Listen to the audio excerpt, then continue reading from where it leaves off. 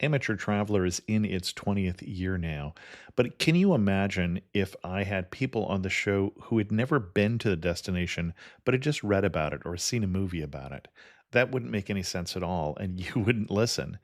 We all know how important it is to receive advice from people who know a destination to get the most authentic local experience. And a great option for experiencing this is Explore Worldwide and their authentic small group adventures, led by local tour leaders, perfect for solo travelers who want to meet like minded people with a desire for adventure. I'm often an independent traveler, but two of my last three trips were with small group tours because they organize everything and it's a lot easier. If you want to recreate the tour I did to Malta, they have a Malta and Gozo Discovery Tour. I'm intrigued by one of their tours called A Taste of Sicily. The company again is Explore Worldwide, and visit exploreworldwide.com to learn more.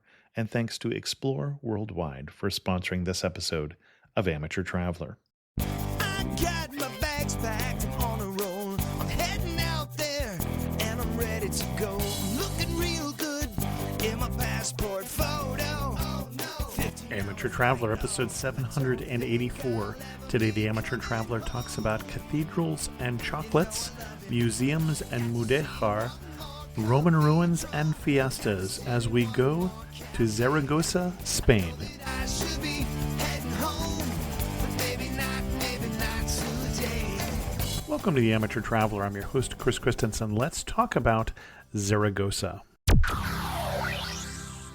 I'd like to welcome to the show Kat Driver from pathsandpostcards.com. And Kat has come to talk to us about Zaragoza, Spain. Kat, welcome to the show. Thank you so much for having me, Chris. I'm really, really excited. And Zaragoza is an interesting place because I had to Google it. I'll just fess up here. This is not one of those places I know, although it's in Aragon, which I know certainly significant historically as a place in Spain. But what was your connection with Zaragoza?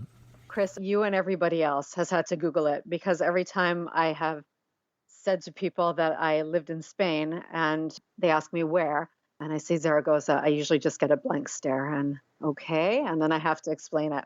Zaragoza is between Barcelona and Madrid, almost exactly. And I was teaching English there. I decided on Zaragoza because it sort of had everything I wanted from somewhere to live in Spain. It was very local, not much English, so I'd be forced to learn Spanish. Weather is great, the transportation connections are great, and it has a really low cost of living. So I thought it was the perfect place to go and teach English, and that's what drew me there. Excellent. Well, and why do you think other people should go to Zaragoza? I think other people should go to Zaragoza because it is wonderful. It is a really underrated part of Spain. It doesn't see many North American visitors, and I don't really know why. I guess because it's so close to Barcelona and Madrid, and that's where everybody goes. But Zaragoza is really an undiscovered gem, and it's a really beautiful place to experience a real Spanish local life. It has all of the history that people are looking for to discover when they go to Spain. So it's very much steeped in Roman and Muslim and Christian history, and also has a really thriving modern art and culture scene. It's also really fabulous for the outdoors. So anybody who likes hiking and cycling and skiing, it's a wonderful place to base yourself to explore the areas around Zaragoza that would offer that. Excellent. And what kind of itinerary are you going to recommend for us? Oh my goodness. Well, depending on how long you have there, really there is more than enough to fill a week or two for sure. So first of all, I think the historical center of Zaragoza is the main part to start off your expedition of the city. It's got all of the historic sites sort of clustered into that one area. For starters, the magnificent Plaza del Pilar. That holds two cathedrals. Zaragoza is one of the only cities in Europe, one of the very few cities that actually has two cathedrals. The gem, everything that Zaragoza is centered around, is the Basilica del Pilar. The Virgin of the Pillar is the patron saint of Zaragoza, and everything revolves around her, as will be quite evident to any visitor to the city. she also has a really magnificent festival in October dedicated to her. So if you want to see amazing parades and amazing costumes and wonderful celebrations, October for the Fiestas del Pilar is definitely the time to go there. That cathedral, for me personally, I think the outside of it is absolutely spectacular. The inside is wonderful too, and it's a really great place to see some Goya masterpieces in situ. So there is a Goya dome in that cathedral, which is absolutely stunning. It's funny, the style of the cathedral, Mudéjar may come up sometime in this conversation, or the architecture and the art influenced by the Moorish influence. But when I look at not the style, but the layout of this cathedral with the widely spread apart bell towers, it looks like a mosque design. So it's very interesting, very non-Spanish looking to me. And that's the thing about Aragon. You mentioned the Mudéjar architecture, and that it's actually a protected site, the Mudéjar architecture of Aragon. It's a UNESCO heritage site. Mm-hmm. And all throughout Zaragoza and the region as a whole, it will be evident that there were so many different uses and different purposes for all of these buildings. So you'll see a distinct combination of the styles. And I think that's very similar throughout Spain. Like, for example, Mezquita in Cordoba. Right, sure. You would see that Christian and the Muslim influence because it has had so many reincarnations throughout history. Right, right. Well, that one, of course, it was a mosque, so that was a little more obvious in terms of why. Yeah. Mm-hmm. Yeah. Well, and one thing I learned while you were talking is that my ignorance about co-cathedrals is why it doesn't have two cathedrals as co-cathedrals is not that unusual, apparently. There are 303 different cities in the world that have co-cathedrals, much to my surprise, and most of them are in Europe. That's surprising to me too, because that's a real point of information in sort of what I have read about this, that they make it quite clear that Zaragoza is one of the very few cities that has that. So yeah, a lot of locals say things like that, and they turn out to be not true. I've learned to take all those with a grain of salt, but yes. So maybe not that uncommon. However, still wonderful. So the second cathedral is the Liceo, it's called.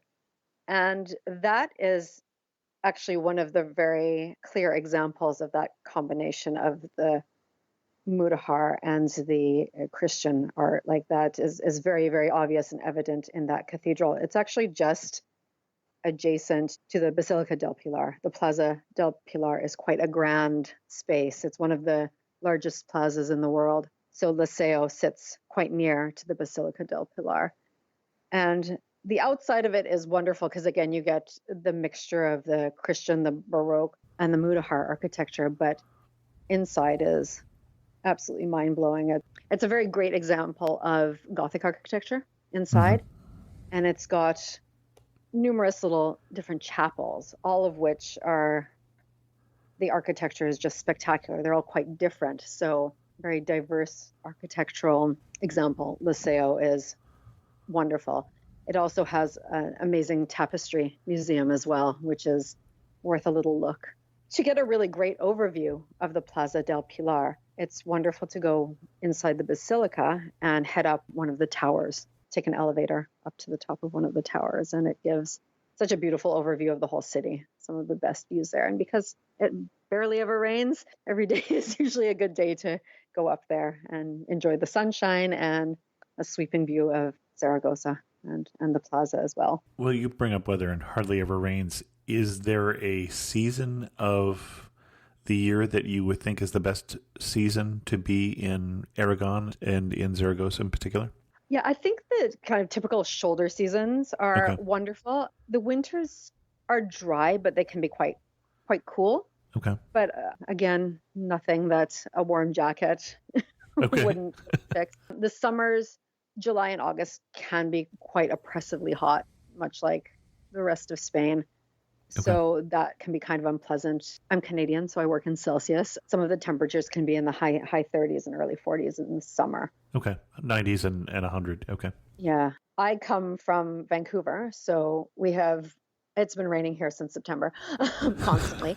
I really appreciated barely ever having to use my umbrella. Most days are really, really nice in Zaragoza, but I would say the spring and the fall are really, really quite wonderful for sightseeing. Excellent. Next thing to make your way to in the Plaza del Pilar would be the Forum Museum of Caesar Augusta. That museum looks like a modern structure on the outside. So the building in the plaza is modern, but you have to go underground to experience that museum because it is all of the archaeological remains of the Roman Forum from the time of Emperor Augustus. So for Roman history buffs, it's a really beautiful example of a market area, a forum area of old Zaragoza. Really quite amazing to discover and somewhere that really deserves quite a bit of time because there's lots to see as it takes you around the old market of the city. The other really wonderful, one of my favorite parts of the Plaza del Pilar is the Fountain of the Hispanidad. So that is a modern fountain and it looks really cool from ground level. Like it looks like a really nice water feature of the plaza, but it's actually something that I'm not sure if you can see this from the tower, but when you look at it from an aerial view, it's a map of South America. So it's a tribute to all the Hispanic countries, which Zaragoza has quite a close connection with. So that fountain is really, really amazing. I remember the first time I saw it from an aerial photograph, I was like, "Oh my gosh, that's so cool!"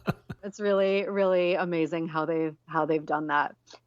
And then, of course, with the Plaza del Pilar, you must sit and have a cafe con leche or a piece of cake or something and just take in the vibe of the city. It's definitely the heart of Zaragoza. It's where all the festivals happen. It's where everybody gathers, wonderful concerts. So yeah, the beating heart for sure. And it's wonderful to just spend a few moments there with a cup of coffee, just taking it all in. Well, you mentioned festivals. Are there particular festivals we should be aware of in Zaragoza? Yes, there are definitely amazing festivals. The biggest, as I mentioned before, was the Fiestas del Pilar, and that's in October. Patron saint. That is a festival devoted to the city's patron saint, the Virgin del Pilar. And since we're in Spain, does this involve taking some very large statue of the patron saint and parading her through the streets? Is that the sort of thing I should expect? That is absolutely the sort of thing you should expect. It's wonderful. They have one night where it's a lantern parade, and that is where they parade her and others through the city at night, and it's quite beautiful. But her festival will also include fireworks and light shows and concerts and many more parades. They have parades where everybody dresses in the traditional costumes and where villages come together and present her with gifts of fruit and flowers. This all ends in the Plaza del Pilar, and they have what is called the ofrenda. It's a large flower offering. I saw pictures. Yeah. Millions When you and say millions. large flower offering, I believe you are underselling it. I think, yes, gargantuan maybe is right. It's huge. Yeah, everybody brings flowers there, and it is quite something to see. No words can do it. Honestly, no words can do it any justice. It's a mountain of flowers. Yes, so that is definitely the festival to go to if you're planning a trip to Zaragoza. The other one that's really amazing, well, Christmas is amazing, of course. The plaza is done with a huge, they call it the Belen, the Bethlehem scene. Oh, okay. A nativity scene. And that's really quite wonderful too. So you can take a walk through old Bethlehem in the Plaza del Pilar in Zaragoza. They have wonderful markets. And for the Epiphany, which I think it might almost be a little bit of a bigger deal than Christmas, is the Epiphany in January. They have probably one of the most amazing parades I've ever seen. Zaragozans know how to do parades. If you're a fan of all of that sort of festivity, it's a great place to go. Throughout the year as well, they have music festivals, jazz festivals, dance festivals. So they have a big flamenco festival every year. And there is every September, there is a mural festival as well. Zaragoza is a city that is really amazing for combining that historical as well as modern. Hmm. And there is so much amazing street art and contemporary art around that city as well. So there really is something to do every time, like every month of the year. So it's really great for festivals. They really know how to celebrate and enjoy themselves. Excellent. One other thing I wanted to mention, because you mentioned that the Roman Remains Museum was the Caesar Augusta Roman Remains Museum. I didn't catch that that was the original name of the city, was Caesar Augusta. It was. So see what they did there? It was founded during the reign of Caesar Augusta, and it was actually named after him. It's like, oh, okay, by ex-Roman legionnaires who founded the city, which is always a good way to get favor from the emperor, is name the city after him. So, smart marketing move. Where shall we go next? Everywhere you go in Zaragoza, it will be very evident that Francisco Goya is very important to them. And he is the famous artist, Francisco Goya. And he was born in Aragon. And the city and the whole region as well have definitely paid a lot of tribute to him. He's very, very special to them. And he does have a museum dedicated to him, which is absolutely wonderful. It's housed in an old kind of palazzo building, and the building itself is absolutely amazing inside. And there you will see a wonderful showcase of his prints. In the Basilica del Pilar, we saw a dome of his, so a painting in the basilica, but in the museum, all of his prints are on display, and those are really wonderful to see. And as well, a lot of other artists are featured who were influenced by Goya. So it's a really wonderful place for art lovers. That is also worth some time and definitely a must-do on any itinerary to Zaragoza. Konnichiwa, I'm Yuki, a tour leader with Explore. Who knew that hidden among Tokyo's towering skyscrapers was a peaceful tea house surrounded by ancient trees and serene ponds? Actually, I knew. It was my mother's secret sanctuary. Not everyone knows about Tokyo's Hamarikyu Gardens. Arigatou gozaimasu. But you will if you explore. Search exploreworldwide.com and don't just travel, explore. Okay. Next, we want to continue exploring the old center and the Calle Alfonso. The Calle Alfonso is another beating heart of the city. It is a street that will lead up to the Plaza del Pilar. And the most wonderful thing about that street is that from one end of it, from the south end of the street, looking north, it will end at the cathedral, and you can see the dome. It's quite magnificent, quite beautiful, especially at night. It's one of the most famous photographs of Zaragoza. So if you Google Zaragoza, you will definitely see this scene all over the internet because it's just absolutely spectacular to see how the cathedral just ends like an exclamation point at the end of this street. It's magnificent. The Calle Alfonso area is really wonderful because it's very vibrant. You will see locals on their evening paseo, just strolling around, enjoying, taking in the environment. There are tons of shops and restaurants all over the area, so it's a wonderful place to just grab a seat on a terrazza and just enjoy a nice dinner or a glass of wine. That's definitely an area where one should spend some time for sure. It's beautiful. Get lost in the streets that wind around the old center. It's really quite fun to explore all the old buildings and just feel that historical environment. And the streets around the Calle Alfonso will also lead visitors to the Central Market. And the Central Market actually just underwent a massive renovation. It opened just before COVID hit. So it opened up, I believe, in February, and then we were locked down by March. But they've done a beautiful renovation, and it's a great place, just like any typical local Spanish market, to just soak up that environment and enjoy some real authentic local foods. Just grab a picnic or just spend some time having a glass of wine in there too, because they have made it so that it's a place to come and socialize as well. So that's a beautiful place to end up on a journey through the old streets of Zaragoza. Near the market, you will also see a statue of Caesar Augustus that was given to the city of Zaragoza by Franco. It's also a beautiful homage to the history of the city. There, you can also see remains, not too many, but remains of the old Roman walls. So in that little kind of plaza area, it's got a few things to see as well. And there is a Mudahar Tower there as well. Okay. Where to next? Next, we should discover some more Roman ruins, I think. They're a little bit on the other end of the city from the old market. So wind your way back through those old streets and you'll stumble upon the old amphitheater. The amphitheater was actually uncovered by mistake in the 1970s.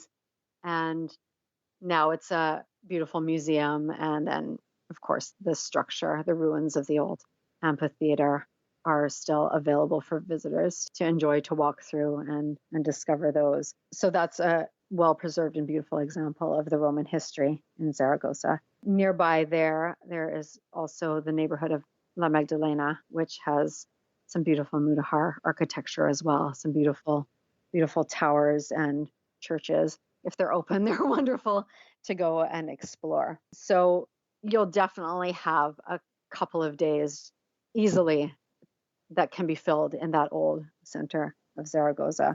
Okay. And I assume one of the churches that you're talking about, for instance, is Santa Maria Magdalena, which is from the 1100s. So old church indeed.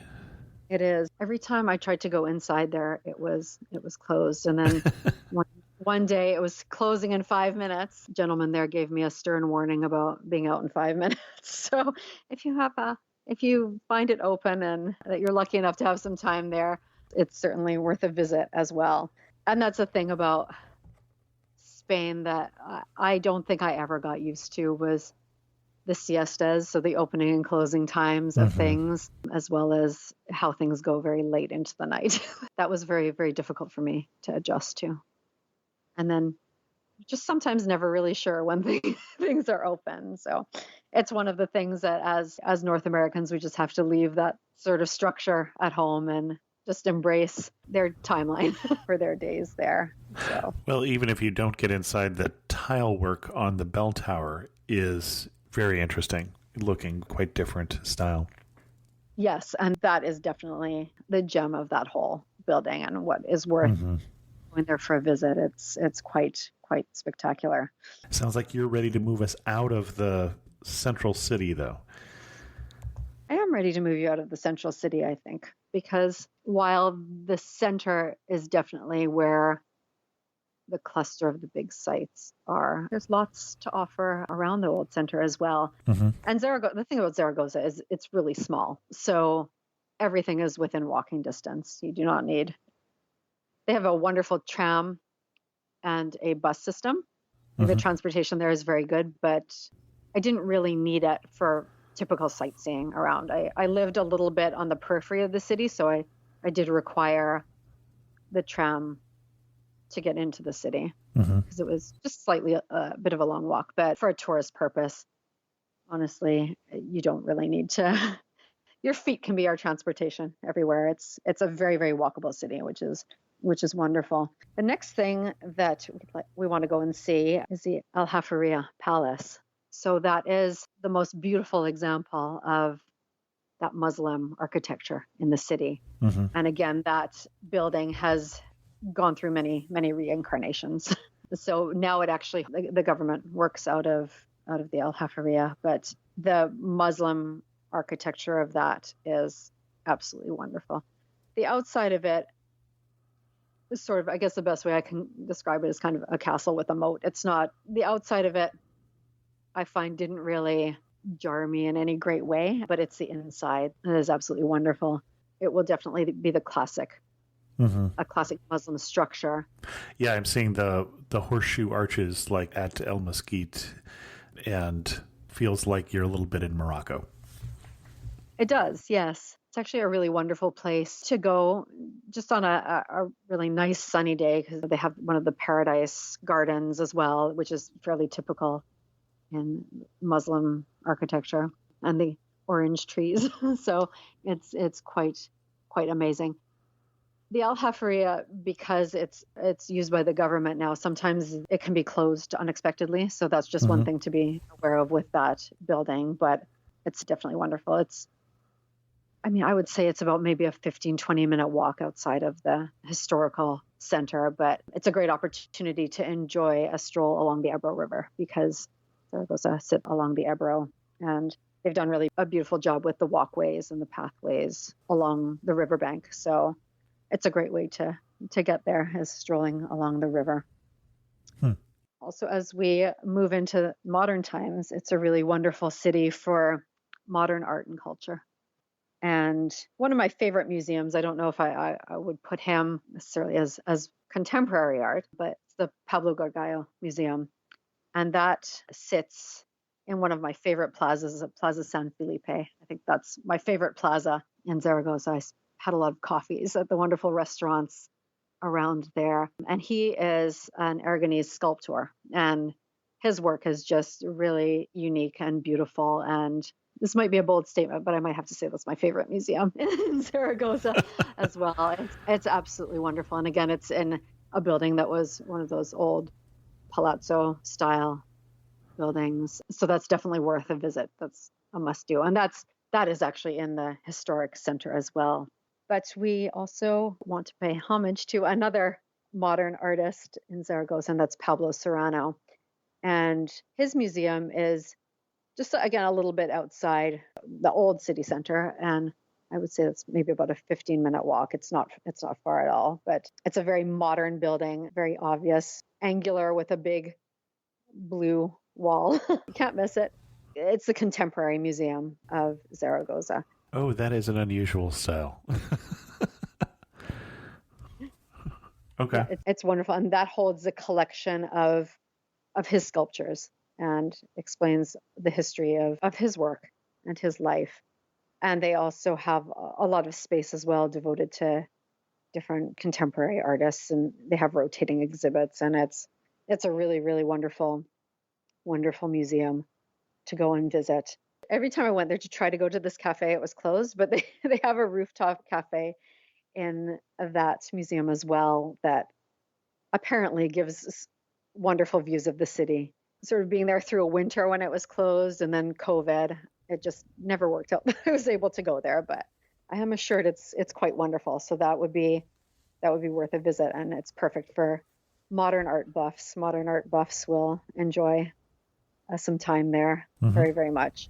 Up the road from there, not too far, maybe about a 10-minute walk away, is the Caixa Forum, which is also a modern art space. And it's a cube building, and they also hold different rotating exhibits and different events there. So that's also, I really like it there, but I mean, if you're pressed for time, you could pass on that one, but it's also definitely worth a visit for different exhibitions that they have there. The Museum of Zaragoza is also a wonderful place to get a history of the city. So anyone who's interested in just the historical timeline of the city, the Museum of Zaragoza is fantastic, as well as the Alma Mater Museum, and that's also in the Plaza del Pilar. And that's another really incredible museum that I don't think gets enough credit. And there, again, you can find historical artifacts, and it will just tell you about the history of the city and the region of Aragon. So those are two other museums that I think are worth the time if you have it. Okay. For people who like the outdoors, we haven't forgotten about you. A walk along the Ebro River, as I mentioned before, is wonderful. As well, one of my favorite activities to do is to rent a bike and just cycle along the river. It's set up perfectly for cyclists. And a ride along the riverbank to the west will take you to the Expo lands. Zaragoza had the International Expo in 2008. Oh. And the Expo lands there, it's all a modern development made specifically for the Expo. And it's a really great place. They've made a beautiful public space out of that I actually don't think is used enough as it should be. because it's a little bit outside the city center, but it's really easy to get there on bike and doesn't take too long. But you can see some of the old buildings from the expo. For architecture fans, Zaha Hadid designed a bridge for that area as well. So that's kind of cool to see. And it's just a really nice park and nice public space. Quite an expansive piece of land, but a really nice place to go there for half a day and just ride or walk around. There's also the aquarium. The city's aquarium is there as well. So that's fun if you're there with a family, with kids. Something to see and take in for a little part of a day. The green part of Zaragoza is the Parque Grande. And that, again, is outside the city center. I would say it's about maybe a half an hour walk or just a quick ride on the tram. And that's exactly it, a grand park. It's a very, very big, beautiful green park. A wonderful place to have a picnic. They do have some celebrations there, like during the Fiestas del Pilar, light shows in the fountains. And it's just a really nice space to just relax and take a book or take a picnic and hang out there with the locals. It's a very, very busy park. You'll see lots of families and groups of teenagers and everybody just hanging out, enjoying the nice days there. So that is definitely worth a visit. Okay. So for theater and music lovers, so for nightlife, the nightlife goes well into the wee hours of the morning. I could never stay up that late. My bedtime typically is 9:30, but not when I'm on holiday. So we're talking about a region of Spain that if you want to get a good dinner, you shouldn't think about going out sooner than 9 o'clock, 10 o'clock? Exactly. Otherwise, it will likely be McDonald's. Yeah.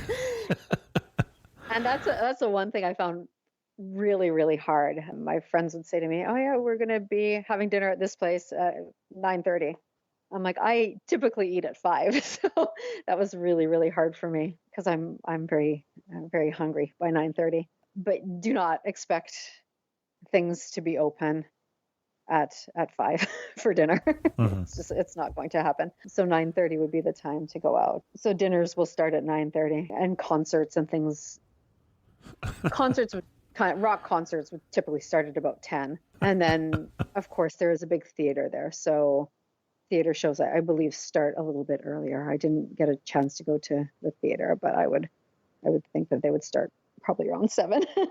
But there is a great, vibrant nightlife there. And the wonderful thing I found about it was that it was just a really local experience going out at night. There's nothing too much that's going to appeal to tourists. So it's really nice to know that anytime you go out at night, you're going to be mixing with locals, which I thought was really amazing.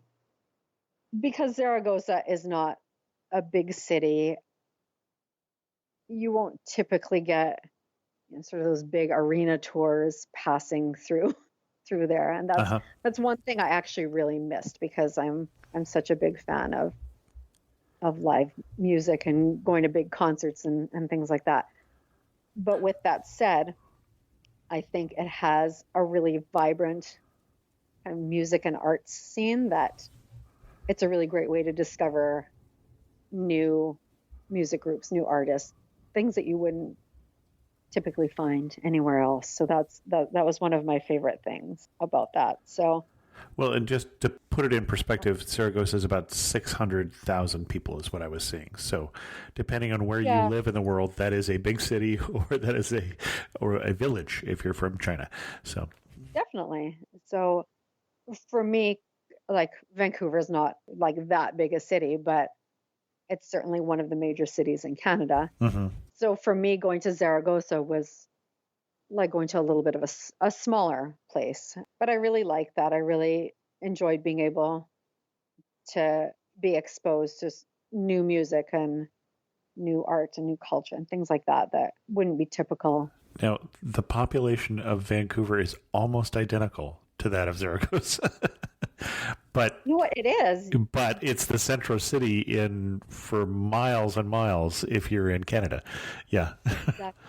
Yeah. And even though, I mean, we have a much more expansive, like periphery of our city. So Yeah, exactly. it gives it a little bit of a bigger city feel, Yep. even though the populations are the same. But that is what I wanted in Zaragoza. And I think that made it a really special experience, just to be doing just different things and finding a lot of fun things to do where maybe like it wouldn't be as obvious as like the fun things to do in Madrid, for example. Right. So I think Zaragoza is wonderful for that, for just little small discoveries here and there. Anything else that you want to recommend that we see while we're in the city? Sounds like you're winding down a bit. I think we have hit all of the big sites. If we were going to do a day trip from Zaragoza, where would you send people? The greatest thing about Zaragoza is how centrally located it is. It's wonderful to get anywhere. Like you could do a day trip quite easily to the Basque Country, for example, but I think we want to stay in Aragon Okay. because that's what we're there to experience. And there are many beautiful things to do in the region that aren't far away at all. Zaragoza is also really well connected, so trains are fantastic. Because I was on a bit more of a budget there, I really, really loved the Elsa bus service. So that is just a coach service. Okay. It's really, really amazing. So for day trips, my favorite day trips were to Teruel. And Teruel is the place to go for Mudahar architecture. So if you are a fan of that, Teruel is the place to go. It's, as I mentioned, it's a UNESCO heritage site, the Mudahar architects of Aragon. And it's just it's a small, quaint city, really, really beautiful cobblestones. And the architecture is quite spectacular there. They are also very famous for their jamon. So if you the Spanish jamon, that is the place to go for that. It's really, really good. Tarazona as well is an amazing day trip, and they're a little smaller town as well. But the one thing that's really amazing about Tarazona is their Jewish history, and they have well-preserved Jewish historical quarter of their city, and that's really wonderful to see. Again, you will still see there that mixture of the Jewish, the Christian, the Muslim history of the city. But for the Jewish history, that's definitely the place to go. It's a really, really fun, really sweet little town. The other day trip I would really recommend is a trip to the Monasterio de Piedra. And that is an old monastery where the monks there used to make chocolate and wine. So for chocolate and wine lovers, My kind of myself, monks. that is, are you hiring? That's a wonderful place to go. The old monastery is absolutely spectacular, and it's built in a surrounding park. And the park is really amazing to go just for a walk around. There are tons of spectacular waterfalls. Really beautiful on a hot day, not so nice on a rainy day. So save that for a sunny day for sure. But it's a really easy, I think it's about an hour and a half by a coach service. Now, are they still making chocolate and wine, or? They still sell it in the gift shop. Okay. So speaking of chocolate, another wonderful thing to do in Zaragoza is to pick up at the tourist office what they call the Choco Pass.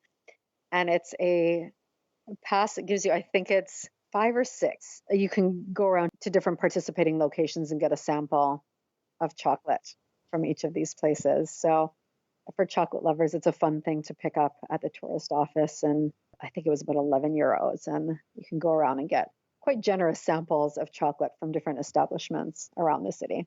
And the monastery is one of them. So that's what made me remember that. I think every city should have that. I agree. It's like I'm a all over brilliant that. idea. It is a brilliant idea. Mine got used up very quickly. That's a wonderful thing to do in Zaragoza as well. Also, take a wine tour. Aragon is actually a wine producing region of Spain.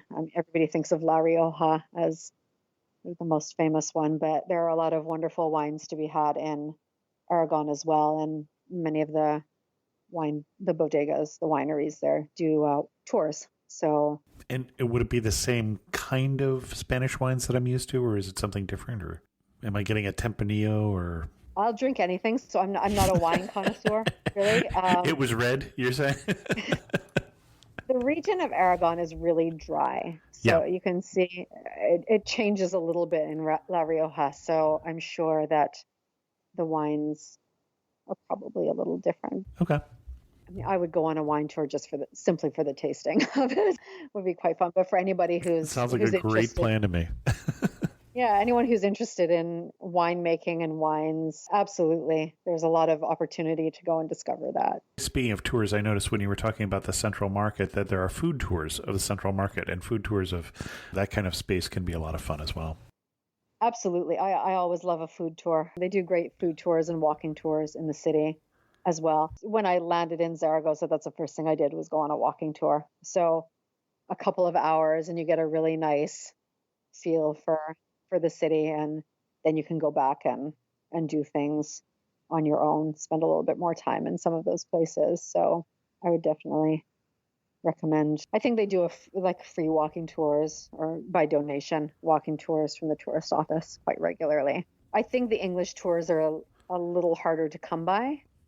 Okay. Again, because there's not a lot of English speaking tourists that visit, but they do have them. I know that. So they can be found just with a Google search. I think, I can't remember the name of mine, but it was one of the free tours, and then you just tip at the end, and that was done in English. Okay. Other great day trips. The surrounding area of Zaragoza has a lot of real natural wonders. Aragonese Camino goes through 20 towns in Aragon, Oh, and okay. that's quite fun for hikers and walkers. Another great place for hiking is a village, Aguero. Might not be how it's pronounced, but it's Aguero. And that is in the province of Huesca. Aragon is divided into 3 provinces, Huesca, Teruel, and Zaragoza.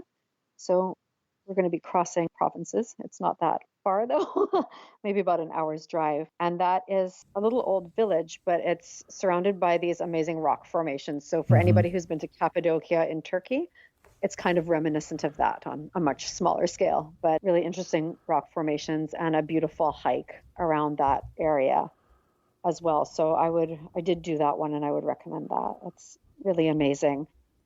And then, of course, we are near the Pyrenees Mountains as well. So many hikes to be had there and a lot of skiing as well. So for outdoor lovers, it's a city and a region that has no shortage of things to do. I'm more of an arts and culture buff, but We got I know that. not everybody is. So, yeah, if that wasn't obvious. But there is a lot of natural beauty to take in Aragon, and a lot of things for nature lovers to do that can be easily done as a day trip from Zaragoza.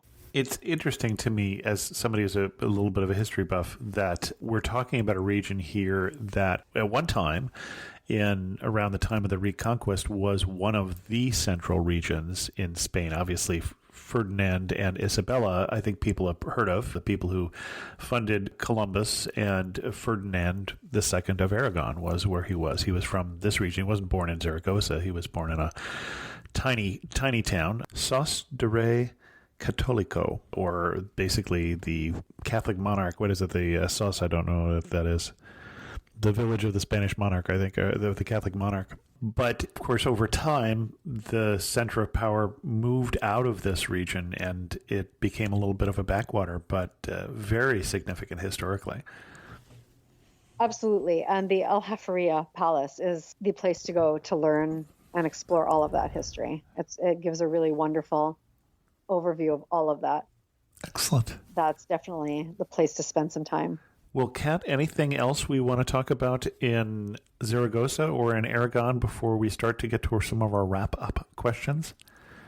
I think in research online, people will come across the big shopping mall, the Porta Venecia. Very popular in Zaragoza with the locals, and the teenagers I was teaching spend an awful lot of time there. It's actually one of the biggest malls in Europe. Oh, okay. It's a little bit outside of the city, and it's a bus ride to get there. I think Zaragoza has many other wonderful things to see and do besides the mall. It's a mall. It is quite nice, but if shopping is not really on your radar, I would give that a pass. I know it will come across in any research. Zaragoza. If you're into shopping, sure, it's a wonderful half a day trip. Spend a couple of hours and walk around, but it's something I went to once and I didn't really need to go to again. I don't think it would be the top of my list for a visit to Zaragoza. Got it. Yeah. Well, let's start to wrap this up now. You are standing in the prettiest spot in Zaragoza. Where are you standing and what are you looking at? I am standing on the stone bridge, and I am standing kind of mid-span, and the Ebro River is below me, and I am looking at a full view of the Cathedral del Pilar. Okay, and the stone bridge we didn't talk about, but this is an old bridge that crosses the Elbow River right by the cathedral. Okay. It's kind of cool. I'm a fan of old bridges. It's really cool to see. If you have some time, keep going across the Ebro and discover the other side of the city, which is quite residential. Mm-hmm. But still quite fun to explore some restaurants and things on that side. But mid-span on the stone bridge at night, looking at the floodlit cathedral is one of the most spectacular things I think you will ever see. It's really, really quite something. Nice during the day too, but nighttime is definitely the place to go. And again, anytime you Google Zaragoza, that will be the money shot. That will be the most famous postcard. I think that was the shot that I went, yes, we should definitely do Zaragoza on the episode. Yep, absolutely. That is absolutely a must do. That's the prettiest spot in Zaragoza, in my opinion. One thing that makes you laugh and say only in Zaragoza. Well, the timelines of things as a whole. Sure, although that's more Spain than Zaragoza, yeah. I think for me, because Zaragoza is not a very touristy, in terms of North American tourists, not a very touristy place, there's not a great deal of English spoken there. So for me, I had traveled around Spain before sort of without any problems. But when I got to Zaragoza, my Spanish was like a low level is an understatement. It's much better now, but just daily life. Daily life in Zaragoza was like only in Zaragoza because even the simplest thing was really hard to do because of the language barrier for me.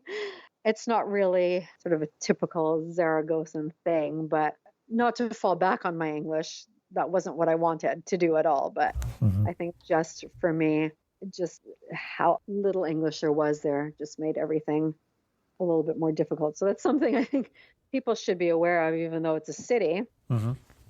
It's not going to be as simple as maybe Madrid or Barcelona or Sevilla or Granada, where there's a big tourist center and people have at least a little bit of English, I think. Okay.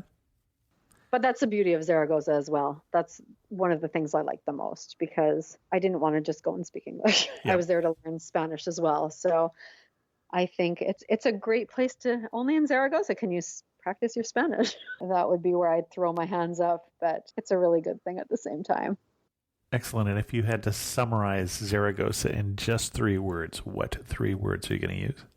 Authentic local Spain, for sure. Excellent.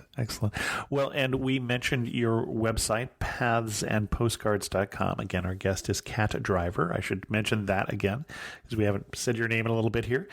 If we wanted to send people to the best post on pathsandpostcards.com about Zaragoza or Aragon, where are we going to send them? I have a post that will give readers a little walking tour of the Roman history of the city. So it has all the Roman sites clustered into one post there and a little bit about the history of them and where they're located and what you can expect to see at them. Great. I will I'll put a link to a Roman stroll through Zaragoza, Spain in the show notes. Thank you. Kat Driver, thanks so much for coming on Amateur Traveler and sharing with us your obvious love for Zaragoza, Spain. Oh, thanks for having me. That was really fun to talk about it. I miss it a lot, and everybody should go and enjoy. Thanks go out to the patrons of the show who help support Amateur Traveler financially. We just did the books for Amateur Traveler, and I can't tell you how much I appreciate their support. If you're interested in supporting the show and finding out what you can get in return, go to patreon.com/amateurtraveler. I heard from Jeff Olfs on the story we did last week on Mendocino. One correction from him, which I made in the show notes, but we didn't correct in the audio. At Van Dam State Park, it's the pygmy forest with stunted trees, not the pixie forest, which is what we called it. Jeff also says that if you're going to do that skunk train, and remember there's two parts to it now, they don't connect, one from Fort Bragg and one from Willits, he thinks that this trip from Willits is a better ride through the redwoods. And he also pointed out that the Lost Coast, which we talked about, which is up in Humboldt County, is within the Kings Range National Conservation Area administered by the U.S. Bureau of Land Management, which is the nation's first National Conservation Area designation, and it happened in 1970. Jeff, you were always who I looked to for that kind of information. And then we pointed out that Humboldt County was known for certain substances, and Jeff says it's also known for Redwood National and State Parks, which I should point out, and Jeff didn't say, are a UNESCO World Heritage Site, so pretty awesome. Also for Humboldt State University, says the proud grad and the county seat of Eureka. Thanks so much, Jeff. I also heard from Mario on that episode, and Mario says, thank you for your episode about Mendocino County. I grew up in Fort Bragg and moved away, but still love to come back. I didn't realize how ugly most of the rest of the world is in comparison. And then Mario also writes for the person who is asking about online tutors. Anyone looking for a private online language tutor of most languages can use italki.com. That's italki.com to find one. Right now there are 1,224 French tutors available for lessons. I've taken more than 400 hours of Italian, and 2 of my kids do weekly Spanish lessons there with their tutors. Best of luck, Mario. Thanks, Mario. And then I got a comment from Ong who said, it is beautiful coastal views in Mendocino, but there is nothing to do at night. Everything is closed after 8 p.m. I think that's more true in Mendocino than some of the rest of the area, but you're right. This is not an area to go to for nightlife. It's an area to bring someone that you love to talk to and spend time with and can make your own fun. With that, we're going to end this episode of Amateur Traveler. If you have any questions, send an email to host@amateurtraveler.com, or better yet, leave a comment on this episode at amateurtraveler.com. And thanks so much for listening.